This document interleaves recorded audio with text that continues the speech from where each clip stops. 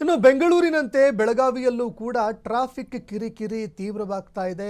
ಈ ಟ್ರಾಫಿಕ್ ಕಿರಿಕಿರಿಯನ್ನ ತಪ್ಪಿಸೋದಕ್ಕೆ ಮೇಲ್ಸೇತುವೆ ಯೋಜನೆಯನ್ನ ಮಾಡಲಾಗ್ತಾ ಇದೆ. 270 ಕೋಟಿ ರೂಪಾಯಿ ವೆಚ್ಚದ ಕಾಮಗಾರಿಗೆ ಇಲಾಖೆ ಮಂಜೂರಾತಿಯನ್ನು ಕೊಟ್ಟಿದೆ. ಸ್ವಂತ ಜಿಲ್ಲೆಗೆ ಸತೀಶ್ ಜಾರಕಿಹೊಳಿ ಅವರಿಂದ ಮೇಲ್ಸೇತುವೆ ಗಿಫ್ಟ್ ಅನ್ನು ನೀಡಲಾಗ್ತಾ ಇದೆ. ಈ ಮಾರ್ಗದಲ್ಲಿ ಬರುವಂತಹ 240 ಮರಗಳನ್ನು ಕತ್ತರಿಸದೆ ಅದನ್ನು ಸ್ಥಳಾಂತರ ಮಾಡೋದಕ್ಕೂ ಕೂಡ ಪ್ಲಾನ್ ಮಾಡಿಕೊಳ್ಳಲಾಗ್ತಾ ಇದೆ. ಆ ಮರಗಳನ್ನು ರಕ್ಷಣೆ ಮಾಡಿಕೊಂಡೇ ಮೇಲ್ಸೇತುವೆ ನಿರ್ಮಾಣ ಮಾಡೋದಕ್ಕೆ ನಿರ್ಧಾರ ಮಾಡಲಾಗಿದೆ. ಸಿದ್ಧತೆಗಳನ್ನು ಕೂಡ ಮಾಡಿಕೊಳ್ಳಲಾಗ್ತಾ ಇದೆ.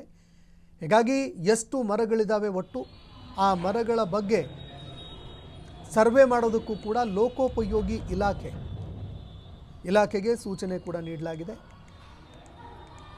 ಈ ಬಗ್ಗೆ ಬೆಳಗಾವಿ ಜಿಲ್ಲಾಧಿಕಾರಿಗಳು ಮಾತಾಡಿದ್ದಾರೆ.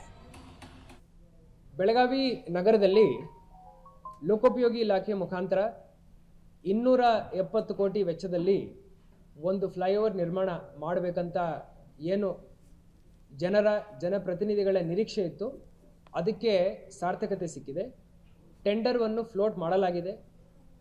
ನಮ್ಮ ನ್ಯಾಷನಲ್ ಹೈವೇದಿಂದ ಒಟ್ಟು ಸಿಟಿ ಒಳಗಡೆ ಬಂದುಬಿಟ್ಟು 2-3 ಅಪ್ ಡೌನ್ ರ್ಯಾಂಪ್ ಕೊಟ್ಬಿಟ್ಟು ನಮ್ಮ ಶಂಕರಾನಂದ ಮಾರ್ಗ್ ಕ್ಲಬ್ ರೋಡ್ ತನಕ ಡಿಸೆಂಡ್ ಆಗಿ ಹರ್ಷ ಕಡೆ ಒಂದು ರೋಟರಿ ಮಾಡೋ ತನಕ ಏನು ಪ್ಲ್ಯಾನ್ ಇದೆ ಅದರದ್ದು ಎಸ್ಟಿಮೇಟ್ ಅಪ್ರೂವಲ್ ಆಗಿ ಟೆಂಡರ್ ಕರೆಯಲಾಗಿದೆ. ಟ್ರಾನ್ಸ್ಲೋಕೇಟ್